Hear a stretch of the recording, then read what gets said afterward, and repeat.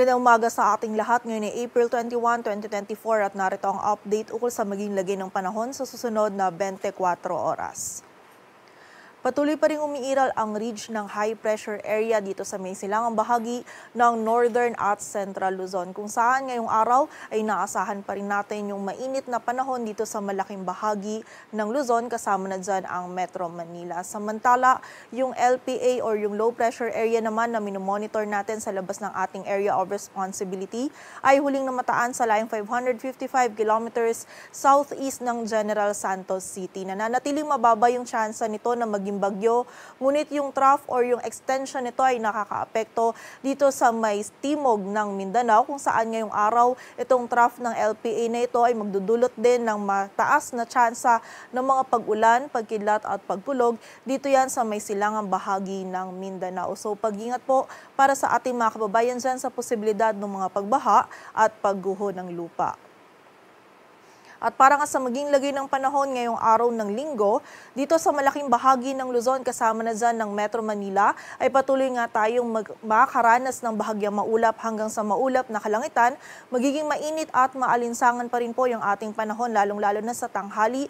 Kaya kapag po tayo ay lalabas, huwag pa rin natin kalilimutan yung mga pananggalang natin sa direktang init ng araw. At hanggat maaari ay limitahan lamang natin yung ating mga outdoor activities, at kung hindi naman po maiiwasan ay from time to time ay magpahinga tayo at sumilong, at ugaliin din po natin yung pag-inom ng tubig upang maiwasan natin yung panganib na maaring idulot ng init ng panahon sa ating kalusugan. Samantala, bagamat mababa po yung tsansa ay meron din tayong posibilidad pa din ng mga isolated na mga pag-ulan, dulot yan ng mga localized thunderstorms. Agwat ang temperatura sa Metro Manila ay mula 25 to 35 degrees Celsius. Sa Baguio ay 16 to 26.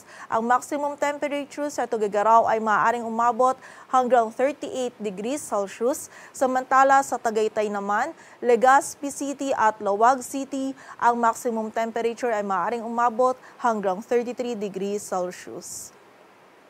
Samantala sa bahagi naman ng Visayas at Mindanao ngayong araw, dito sa may bahagi ng Caraga at Davao Region ay magiging mataas po yung tsansa ng mga pag-ulan, pagkidlat at pagkulog, dulot yan ng trough ng low pressure area. So pag-ingat po para sa ating mga kababayan dyan sa posibilidad ng mga pagbaha at pagguho ng lupa. Samantala, dito naman sa nalalabing bahagi ng Mindanao, buong bahagi ng Visayas, maging dito din sa area ng Palawan, ngayong araw ay generally fair weather condition yung ating mararanasan. Ngunit meron pa rin po tayong posibilidad ng mga isolated o yung mga biglaan at mga panandali ang pag-ulan, pagkilat at pagkulog, dulot yan ng mga localized thunderstorms. Ang ating mga regional offices ay nagpapalabas ng mga thunderstorm advisories or mga babala ukol sa mga pag-ulan na ito.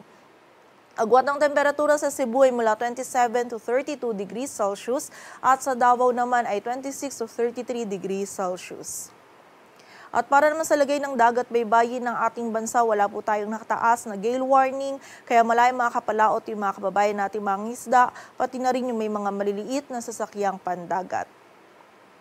At para naman sa 3-day outlook ng mga key cities ng ating bansa, in the next 3 days, bukas yan ng Lunes hanggang sa Miyerkules, ang malaking bahagi ng Luzon kasama na po dyan ng Metro Manila, Baguio City at Legazpi City ay patuloy pa ding makakaranas ng mainit at maalinsangan na panahon, lalong-lalo na sa tanghali, at meron din tayong posibilidad ng mga isolated na mga pag-ulan, dulot yan ng mga localized thunderstorms. Agwat ang temperatura sa Metro Manila ay mula 24 to 36 degrees Celsius. Sa Baguio City ay 17 to 26 at sa Legazpi City naman ay 26 to 33 degrees Celsius. Samantala sa bahagi naman ng Visayas, kasama na dyan ng Metro Cebu, Iloilo City at Tacloban City, in the next 3 days ay generally fair weather condition pa rin po yung ating mararanasan. Ngunit meron pa rin tayong posibilidad ng mga isolated na mga pag-ulan, lalong-lalo na yan sa Eastern Visayas, kasama na dyan ng Tacloban City, dulot po yan ng mga localized thunderstorms. And during severe thunderstorms, ito pong mga pag-ulan nito ay posible pa rin maging katamtaman hanggang sa mga malalakas na pag-ulan na maaaring magdulot ng mga pagbaha at pagguho ng lupa. So pag-ingat pa rin po para sa ating mga kababayan.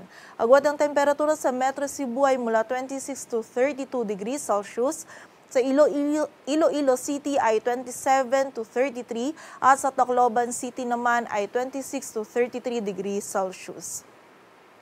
At sa bahagi naman po ng Mindanao, partikular na yan dito sa Metro Davao at Zamboanga City bukas ng Lunes ay magiging mataas pa rin po yung tsansa ng mga pag-ulan, pagkidat at pagkulog dulot yan ng trough ng LPA or posibleng ng ITCC. So muli po, pag-iingat para sa ating mga kababayan dyan sa posibilidad ng mga pagbaha at pagguho ng lupa. Samantala, by Tuesday and Wednesday naman ay mababawasan na po yung mga pag-ulan nito, ngunit posible pa rin yung mga isolated na mga pag-ulan, pagkidlat at pagkulog. At dito naman po sa area ng Cagayan de Oro City in the next 3 days ay patuloy din po tayo makakaranas naman ng generally fair weather condition, ngunit mataas pa rin po yung posibilidad ng mga isolated na mga pag-ulan, dulot yan ng mga localized thunderstorms. Muli po, ang mga regional offices natin ay nagpapalabas ng mga thunderstorm advisories or mga babala ukol sa mga pag-ulan na ito.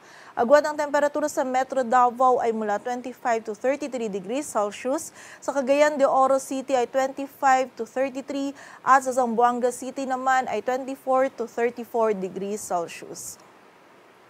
Dito sa Metro Manila, ang araw ay sisikat mamayang 5:39 ng umaga at lulubog mamayang 6:11 ng hapon. Patuloy po tayo magantabay sa updates sa ipabalabas ng Pag-asa at para sa mas kumpletong impormasyon, bisitahin ang aming website pag-asa.dost.gov.ph. At yan po muna ang latest dito sa Weather Forecasting Center ng Pag-asa. Grace Castañeda, magandang umaga po.